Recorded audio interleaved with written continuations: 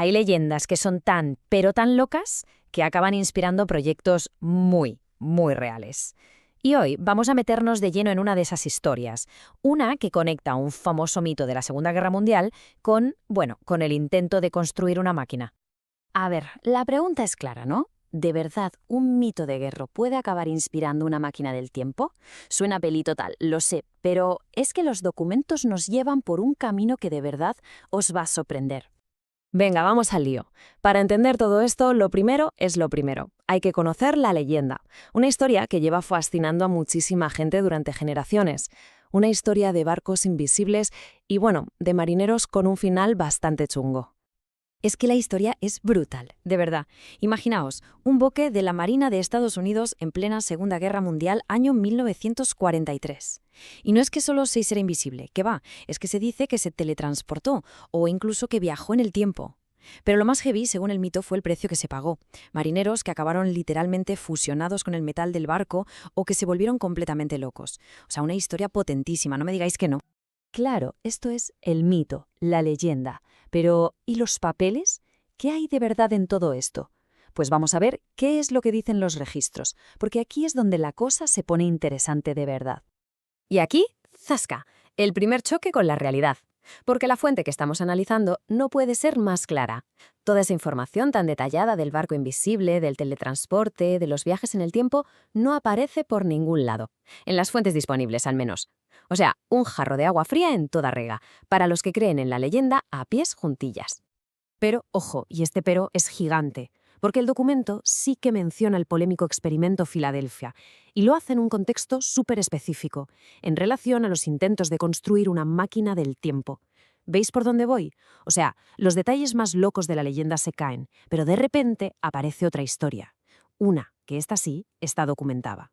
Y es en esta nueva historia donde aparece un nuevo personaje. Nos vamos a 1995, muchas décadas después del supuesto experimento, para conocer a un inventor un tanto particular. A ver, para que nos hagamos una idea, tenemos dos fechas clave en el calendario. 1943, la fecha del mito, del experimento original. Y luego saltamos a 1995, al proyecto de este hombre, Mike Markham. Hay más de medio siglo de diferencia entre una cosa y la otra, pero vais a ver que están conectadísimas. Pues eso, sobre el año 95, este chaval Mike Markham se mete en un fregado de los gordos. Decide construir su propia máquina del tiempo. Y esto ya no es un mito, ¿eh? Esto es un intento real, documentado y todo. Vale, entonces, ¿qué une el mito del 43 con el inventor del 95? ¿Dónde está el truco? Pues la clave, el secreto de todo, está en la tecnología.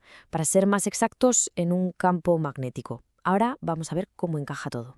Resulta que la pieza clave, el corazón de la máquina de Markham, era lo que se llama un campo magnético giratorio. Él estaba segurísimo de que ese era el componente esencial, la pieza que haría que todo funcionara. Y aquí viene la pregunta del millón, claro. ¿De dónde se sacó esa idea? ¿Por qué justo un campo magnético giratorio? ¿Qué le llevó a pensar que ese y no otro era el ingrediente secreto para viajar en el tiempo? Pues atentos, porque aquí está la respuesta. La conexión directa, la frase que lo ata todo. Según la fuente, este componente era, y cito textualmente, igual al que el ejército estadounidense utilizó en el polémico experimento Filadelfia. ¡Bum! Ahí está. La leyenda, aunque sus detalles más espectaculares fueran falsos, dejó una especie de pista tecnológica. Una pista que inspiró directamente a Markham. Y con esto llegamos a la reflexión final, ¿no? ¿Qué tenemos aquí? ¿Inspiración o pura ficción? O a lo mejor lo que tenemos delante es la prueba definitiva del poder que tiene una buena historia, una historia bien contada.